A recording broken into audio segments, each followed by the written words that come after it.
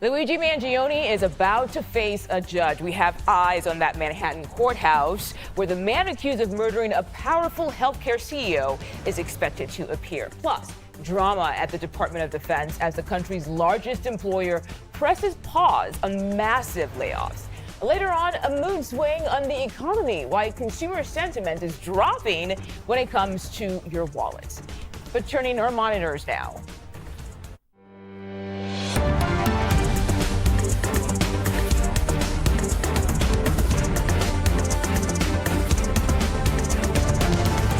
All right, okay. Now we're turning our monitors to the White House. Any moment now, the president is set to sit down for a lunch session with Vice President J.D. Vance. It comes just days after Vance delivered remarks in Munich to double down on Trump's desire to reduce the U.S. influence in NATO. And happening right now, President Trump speaking at the governor's working session. A number of headlines already coming out of that speech. CBS News White House reporter Willie James Inman joins us now for more on what we've heard so far. Willie, thank you for joining us again today on the stream. We expect to have those remarks fed into us shortly, but our pool reporters noted an exchange over the transgender executive order. So how many of these executive orders are seeing legal pushback so far? Hey there, amigo. Good to see you and be with you today. Well, before I answer that question, there's been a little bit of a back and forth there and some tense moments, according to reporters in the room. That is typically how we get the information before the live tape is fed to us live, I should say.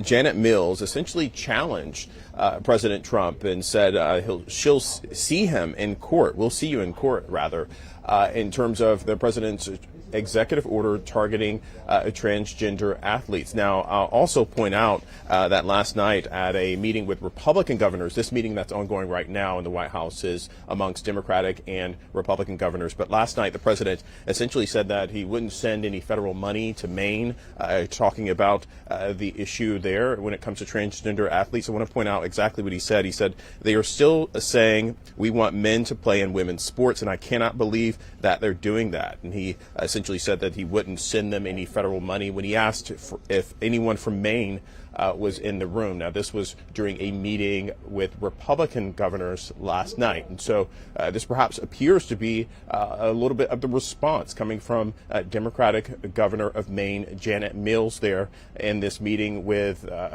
really a bipartisan group of governors where they oftentimes will ask questions, they'll voice their concerns, everything from tariffs, the economy, and several other issues that are at play on the national stage and that will actually play out amongst all of these states across the country. But in terms of the executive orders, the executive actions that the president has taken so far throughout his month in office, some 77 cases have been filed challenging President Trump and his executive actions, everything ranging from DOGE, the Department of Government Efficiency, or immigration, employment, climate, the administration itself, and of course those LGBTQ issues which we're talking about in this instance, Mugo.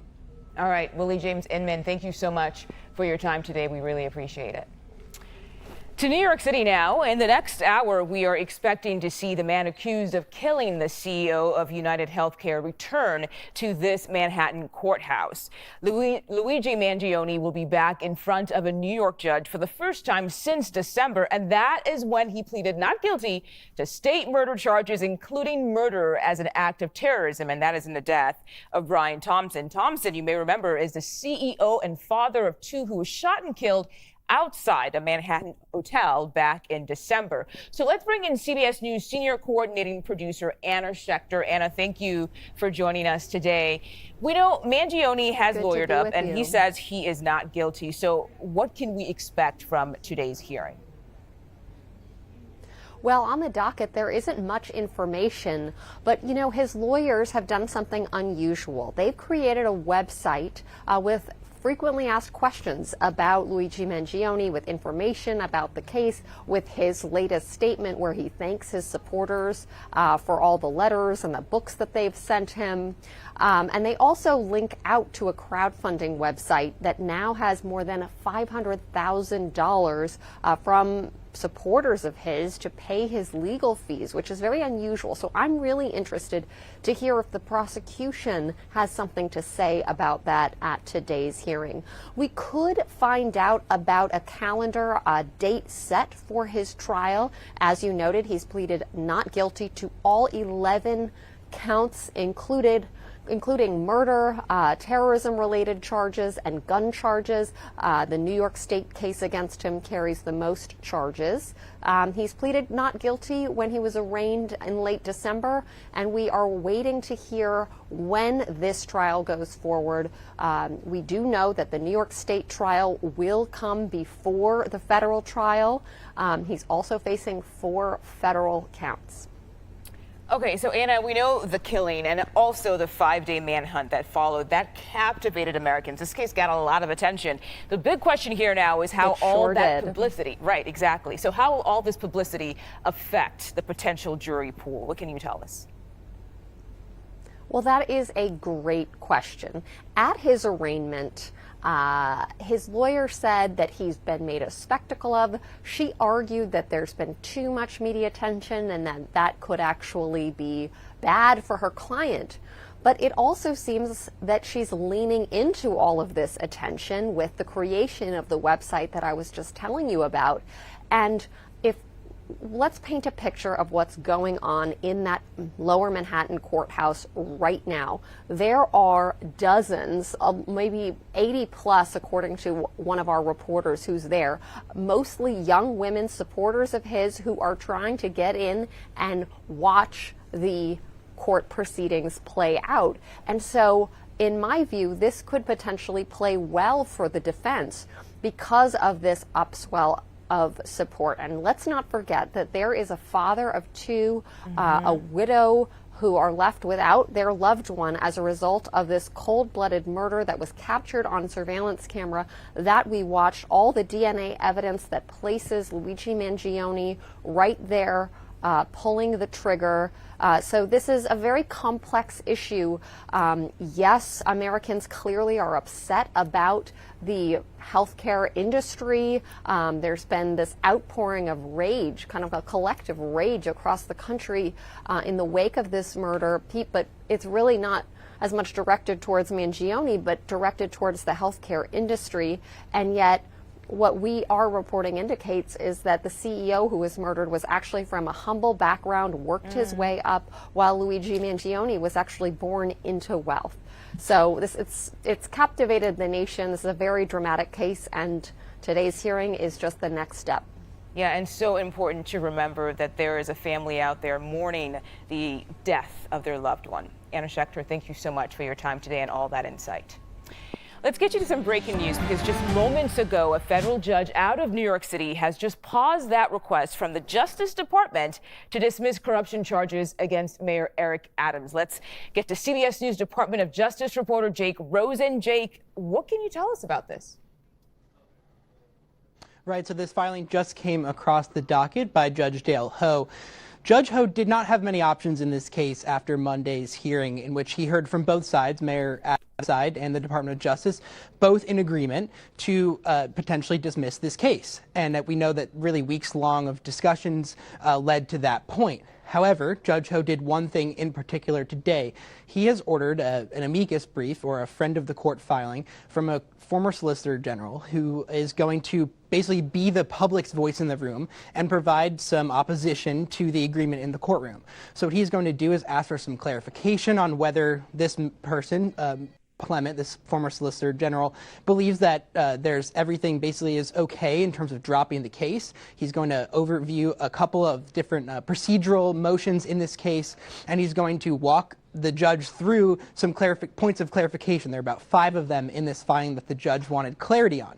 The judge also wrote that he obviously understands the public pressure coming from this case and that expediency is key here. However, he did not just flat out agree with both sides to drop the case. This of just a few things that really he had on the table to do in this case. So as of now, Mayor Adams' criminal trial, which is expected for mid-April, has been cleared off the calendar, and that on March 7th, there'll be another hearing in this case after the friend of the court, this man, Paul Clement, files answers to the judge's questions about basically the agreement between the Department of Justice and Mayor Adams and his attorneys to drop these charges through at least November.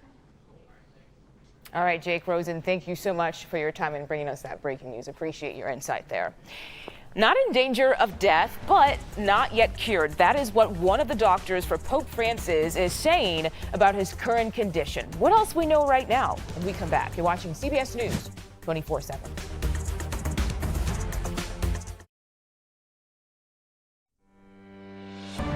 An update now on the health of Pope Francis. The Pope's doctors say his condition is not life-threatening, but he's still not out of danger. Earlier this week, Pope Francis was hospitalized for double pneumonia. Take a listen to that update from his doctors.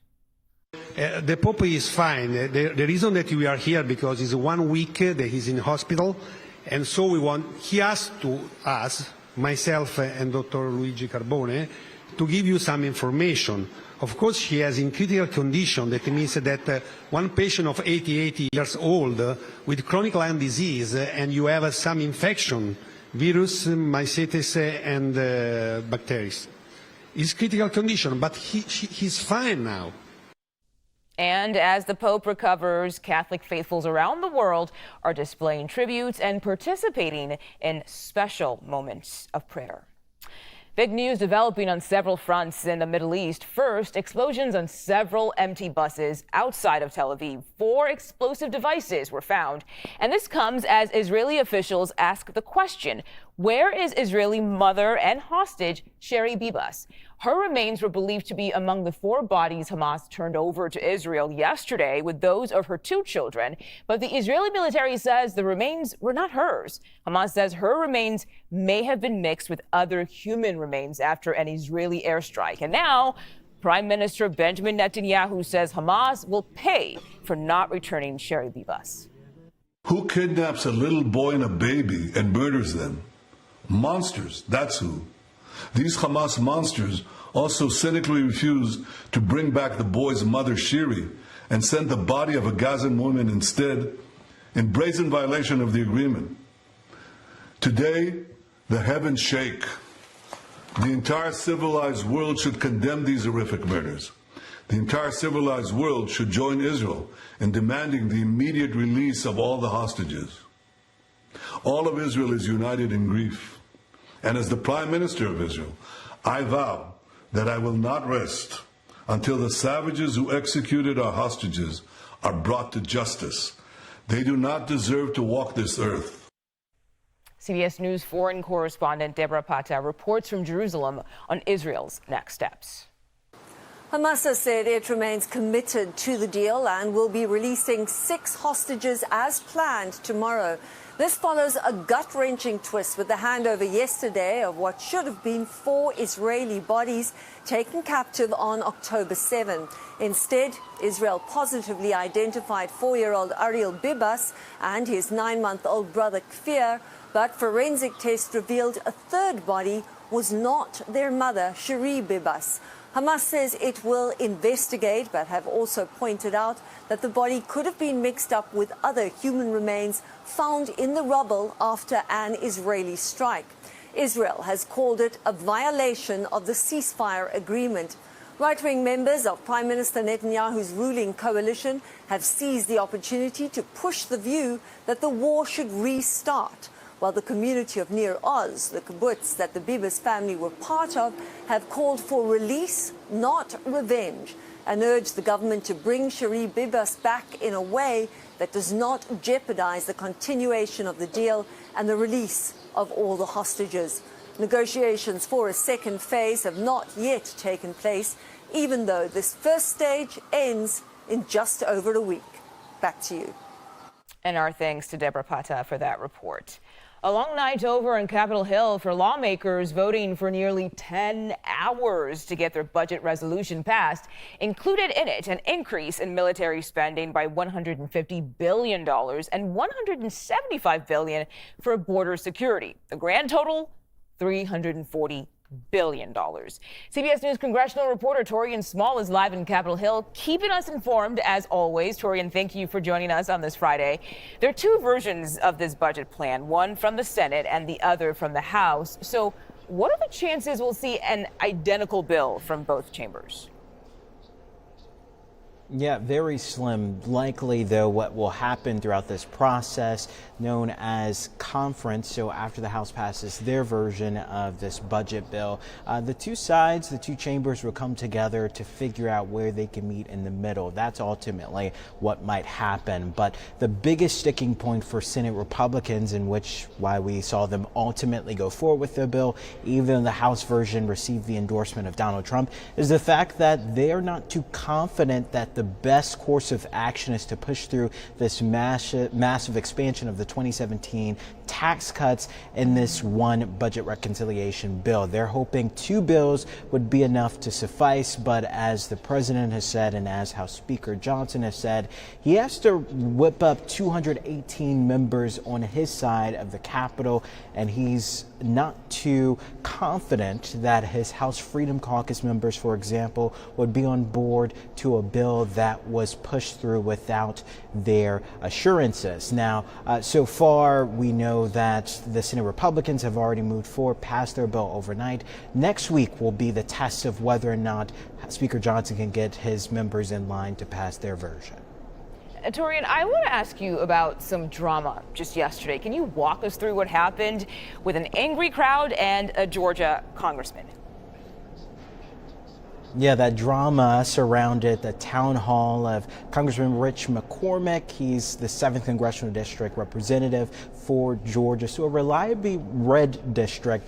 Many of his constituents came to his town hall with a bone to pick with him because of what we've been seeing for the past couple of weeks, which is this mass firing and layoffs of federal employees, many of them, according to these constituents, touching too close to home for them. So they pressed him on this several times throughout this town hall. It did not go his way. I think we have sound. Let's take a listen to a bit of that exchange. So I want to say that from a conservative perspective, the approach of DOGE is completely 180 degrees. They've been indiscriminate and they've taken a chainsaw to these things. We've seen that with workers from the nuclear workers, the NNSA, our nuclear stockpile, and CDC workers working on the bird flu being fired by DOGE and then having to be rehired when someone realizes, oh gosh, we need those people. Why is a supposedly conservative party taking such a radical and extremist and sloppy approach to this?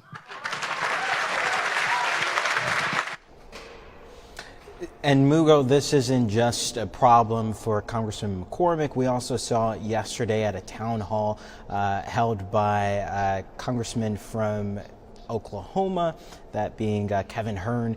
His constituents there were none too happy as well. A lot of them calling out Elon Musk by name, saying that they didn't elect Donald Trump for him to then install an unelected billionaire to hope to, oversee these massive cuts and huge reformation of the federal government. This is also happening concurrent to protests that we've seen from federal worker unions groups happening all across the country. So this is something that we're seeing Republicans have to come to terms with because it's not necessarily in line with the agenda and the priorities that their party leader, Donald Trump, has put forward.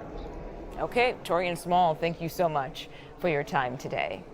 Switching gears now, we're going to talk about weather because, Jessica, you're still seeing some areas that are dealing with cold out there, right? Oh, absolutely. We're starting to get a good recovery process heading into this weekend. A weekend warm up around the corner for states that dealt with below zero temperatures for the past couple days, but it is still chilly out there today. We could break more records heading into this afternoon, so let's dive into those temperatures. I'm going to add the wind chill to this, so it's going to be our feels like temperatures today throughout all these cities. Dallas 30 today, 27 into New Orleans, -9 all the way up into North Dakota. I don't know how you guys do it. And as we head all the way over into the West Coast, it's areas like Washington, all the way off into northern portions of California that are going to get hit heavy with an atmospheric river as we head into this weekend. Just north of the Bay Area. The Bay Area is probably going to get some cloudy skies as the leftovers from the system, but the Cascades could see anywhere up to around 2 to 3 feet of snow. And then to add to that, we could also see about 8 inches of rain at max in areas along that coastline. So let's dive into the system that we're going to see as we head into the afternoon hours. Better yet, let's start off with those cold, chilly temperatures, because today we have potential records for those cold, chilly highs. We could see 37 degrees this afternoon into Austin, all the way over into South Carolina, Myrtle Beach topping off at 43 degrees. These record-breaking conditions are still sticking around for another day as we dive into this weekend forecast.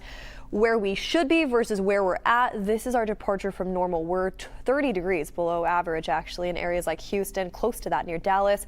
It is still a very chilly setup up into the north and off into the Midwest, all the way over into the mid-Atlantic. But let's change gears real fast and give you some good news.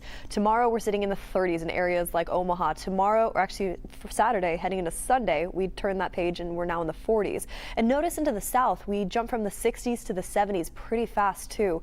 We have some good news on the way for us here locally, but we still keep a close eye on the Pacific Northwest as they are going to get hit with some very chilly conditions, some windy conditions, gust anywhere up to around 60 to 80 miles per hour, and rainy and snowy conditions too. We'll have more on that coming up in a bit. For now, over to you, Muga. All right, Jessica, thank you. Meanwhile, police in Southern California are looking for this woman, Yolanda Marodi. She's accused of killing her wife, Cal Fire Captain Rebecca Marodi. The 49-year-old was found suffering from multiple stab wounds inside her home earlier this week.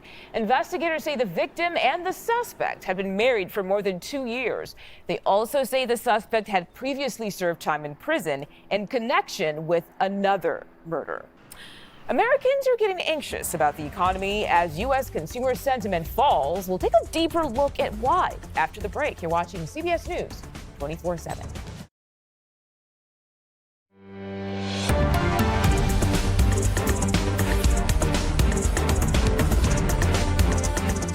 Welcome back. A live look now at the Manhattan courthouse, where in the next hour we expect to see the man accused of killing the CEO of United Healthcare. Luigi Mangione set to appear in court for the first time since December. That is when he pleaded not guilty to state murder charges. CBS News legal contributor Jessica Levinson is joining us now. Jessica, thanks for being here on a Friday. We know this case captivated the country. It will be hard to find someone who has not heard something or another about this. So how much of a distraction could this be, especially when it comes to picking jurors? This is a really important question because the issue for jury, if we do get to the point where we're picking a jury, and we should just pause and say the majority of cases, both civil and criminal, don't end up going to a jury trial. But if we get there, how do you pick a fair jury? And the answer is we're not looking for people who have never heard about the case. And frankly, I don't think we're even looking for people who don't have a view of the case. What we're looking for is people who can walk into that jury box and then later into the deliberation room and say, here's the applicable law, here are the facts that were presented to me, and I'm going to make a decision only based on that. So certainly when there's a high profile case, jury selection called voir dire, it tends to be more intensive, but it doesn't mean that we can't get a fair jury just because this is such a high profile case. Okay, got it. I want to ask you now about the mayor of New York City, because we just learned a New York judge declined to immediately dismiss the case, the corruption case against Eric Adams. So that means the case survives, at least for now. What does this mean for the mayor's future? Well, we don't know exactly what it means yet. So we're talking about a decision by federal judge Dale Ho. And he basically said, I'd like more information from one of the people who is frankly, one of the most prominent lawyers in the country, a Solicitor General under the George W. Bush administration. And he said, here's a list of questions. Please submit something called an amicus or friend of the court brief and answer those questions for me. And some of them include, whether or not the judge really has the power to say, I won't dismiss the case when both sides agree that they want the case to be dismissed, whether or not it should be dismissed with prejudice or not, all a long way of saying his future, at least legally, hangs in the balance right now. Okay, another question here for you, Jessica, about a completely different topic as well, because we're following lawsuits seeking to block the Trump administration from freezing trillions of dollars in federal funds. What can you tell us about that one? So this is a case where there's a federal judge in Rhode Island who issued something called a temporary restraining order. And essentially what those challenging the Trump administration's executive actions are saying is that the Trump administration isn't following that order and that they need now something called a permanent injunction. So the arguments here are very similar, which is basically that the Trump administration doesn't have the power to implement this order, that it's something they need to do with Congress's help, and that they didn't go about it the right way. And basically what those challengers, these Democratic states, are arguing is that the temporary restraining order wasn't really abided by, didn't do enough, and now they need something called a permanent injunction.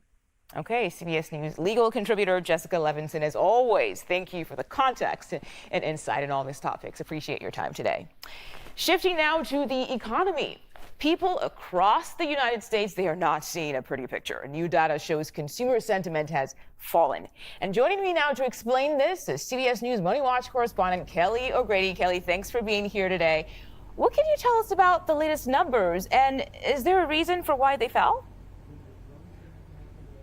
Yeah, so good to be with you, Mugo. Basically, consumer sentiment measures how people are feeling about the economy, their savings, the future economy. And this month, we saw a big drop. And the number came in at 64.7. Don't really worry about that. It doesn't really mean much in the grand scheme of things.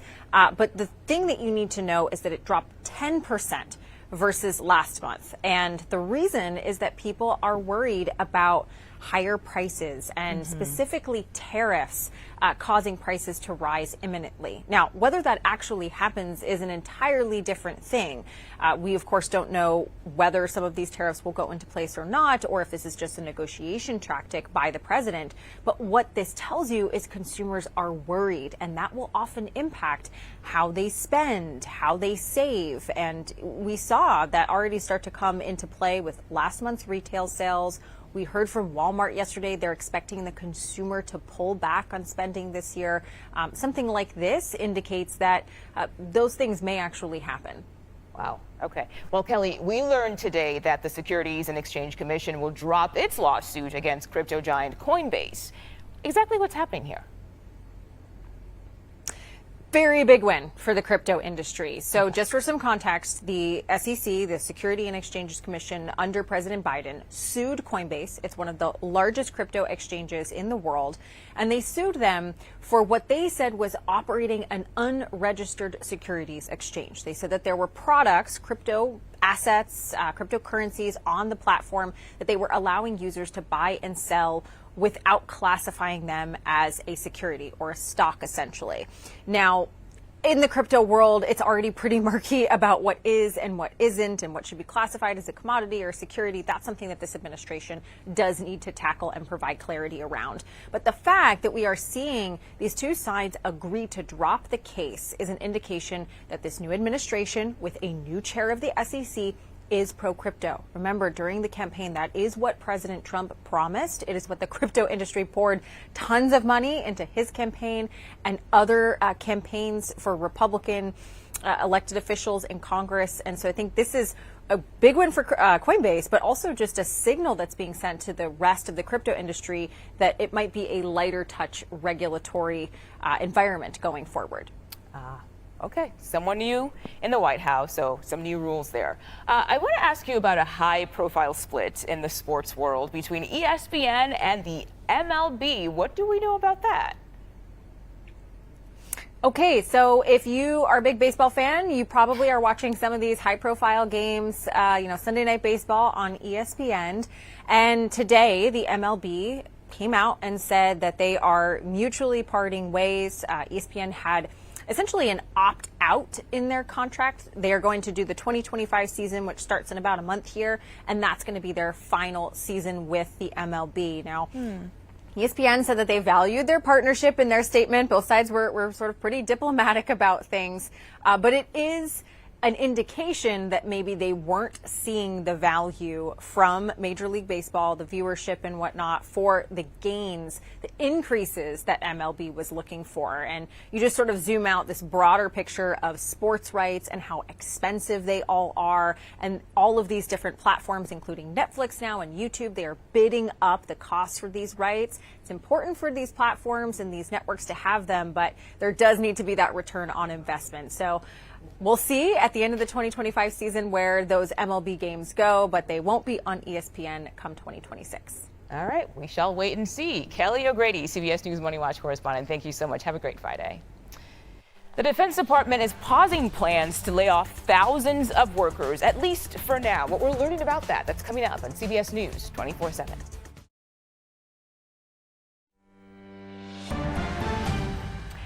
The largest employer in United States history is walking back plans that could put tens of thousands of employees on the chopping block. The Defense Department tells CBS News the Pentagon is pausing layoffs for probationary civilian employees for now. Probationary workers are those who've been on the job for less than 2 years or have recently changed roles. Right now, the debate over defense funding is back in the spotlight. The United States spends more than any other country in the world. In 2023, that number was up to $916 billion, far outpacing China, Russia, and India. That is according to the Stockholm International Peace Research Institute. That same year, the U.S. was responsible for 68% of total NATO military spending and 37% of global military spending overall. Now, with DOGE slashing funds at government agencies, Defense Secretary Pete Hegseth is following suit. He wants the Pentagon to slash 8% of its budget over each of the next 5 years. That amounts to about $50 billion. CBS News senior national security correspondent Charlie Zagadad joins us now. Charlie, thank you for being here. We've seen a shift from the Pentagon today on plans for thousands of employees. What can you tell us about that?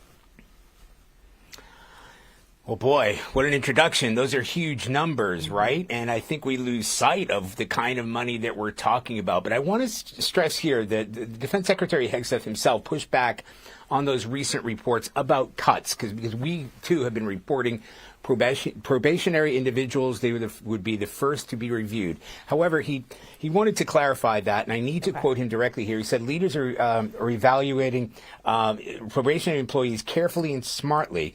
We're starting cuts poor performers, our probationary employees, because it's common sense. You want the best and the brightest. So if you look at headcount, again, I'm quoting him, we're going to be thoughtful. We're going to be going aggressively up and down the chain to find places where we can ensure that the best and brightest are promoted. So it's kind of across the board. Now, where the pushback sort of happened was this, as it was described to me by a couple of officials, this is not an organization that turns on a dime. There are legal issues involved, and every one of these needs to be evaluated. And according to Title 10, sorry getting technical here, U.S. Code, there's a law that states that the Secretary of Defense may not reduce the civilian workforce programmed full-time equivalent levels until they conduct an appropriate analysis. That's the important part. So they just press pause on it because there are so many of these situations where they will be looking at probationary employees, because that would be the easiest and fast line way to do that. But the pause is for all the reasons I just laid out there. They're going to take a look at the employees,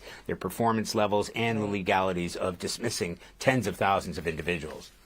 And I know, obviously, it's on pause right now, but which potential Pentagon programs might be affected by these cuts when they do move forward with it? Yeah, Mugo, I have to clarify that, too, because I heard that you said, slashing, right? Slashing the budget. Secretary Hegseth said, well, wait a minute, nobody talked about any cuts. In fact, he criticized the media. We haven't reported it as cuts. What it is really a reallocation. It's a refocusing. And it will be looking at this massive civilian workforce, and he said specifically he'd be looking at non-lethal positions. What might be more helpful is to where he's not going to cut. I've got the list here. He outlined border protection, fighting transnational criminal organization, nuclear modernization, submarine programs. That's a big one. We've covered many stories here. Missile defense, drone technology, cybersecurity. The list goes on and on. So this isn't necessarily a slash the budget. They are going to look at places where they can reallocate and refocus that money into those programs. If anything, Secretary Hegseth is actually asking for more money to go into what he would call lethal force. I mean, there wouldn't be a defense secretary in this building that wouldn't be asking for more money. They just want it to be allocated and used smartly. Yeah, important distinction and clarification there. We so appreciate your time, CBS News senior national security correspondent Charlie D'Agata. Thank you again for joining us on the stream today. Elon Musk's private security detail will have the same rights and protections as federal law enforcement agents. The decision to deputize the billionaire's security comes after several people within Musk's circles say they're concerned for his safety. They say there's an increase in threats against Musk as his Department of Government Efficiency continues its push to slash the size of the federal government. Ahead, a college basketball player making history against all odds. That inspiring story when we come back right here on CBS News 24/7.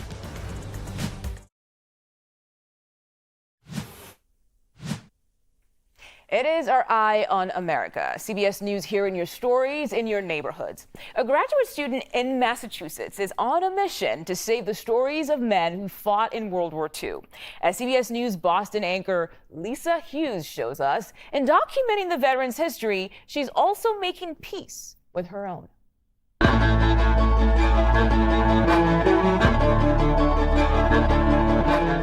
This guy is the Purple Heart ribbon.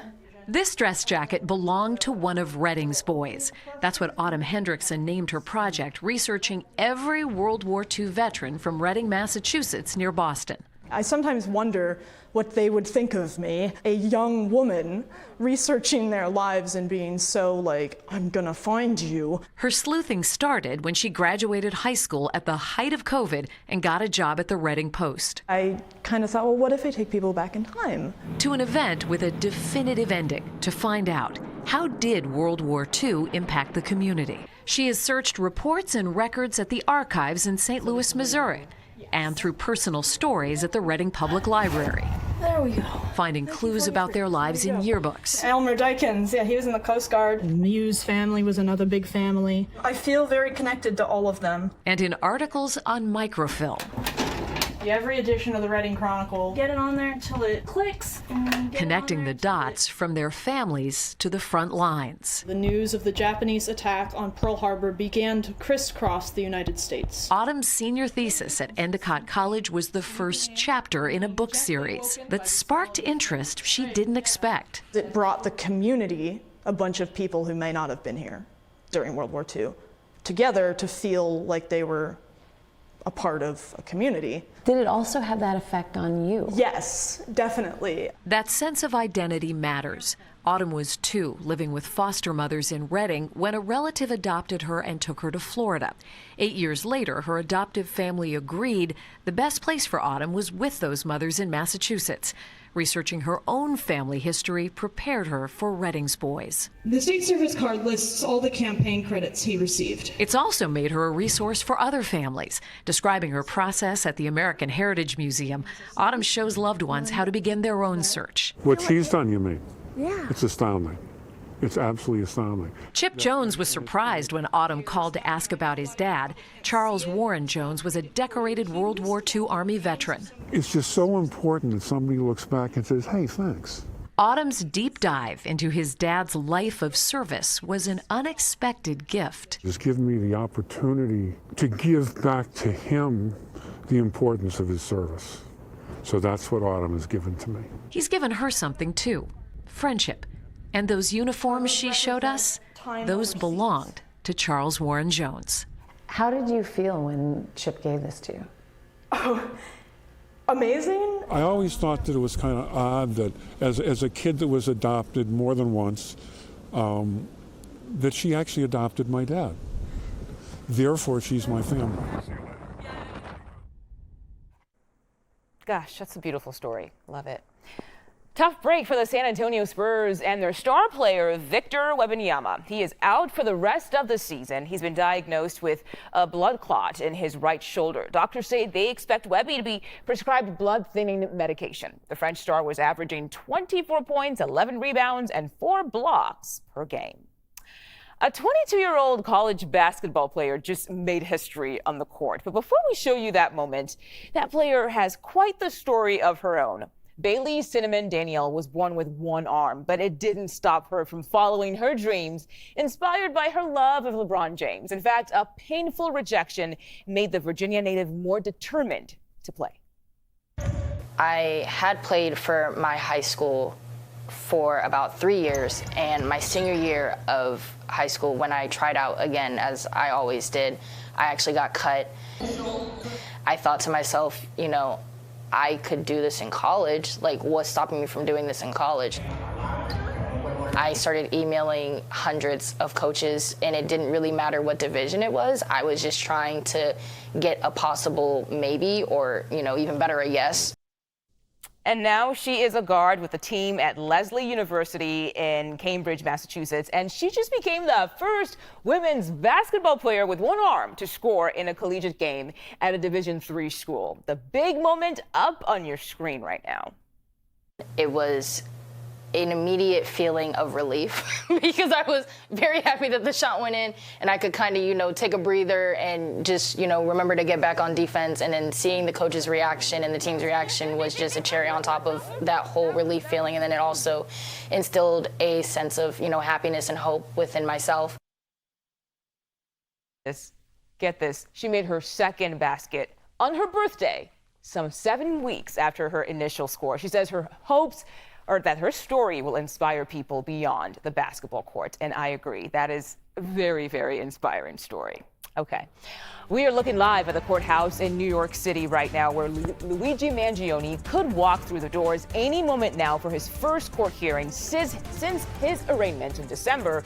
Mangione is a man accused of targeting and killing United Healthcare CEO Brian Thompson. The last time we saw 26-year-old Mangione in court, he pleaded not guilty to state murder charges. We'll bring you that moment live. Stay with us right here on CBS News 24/7. Have a great day, everyone.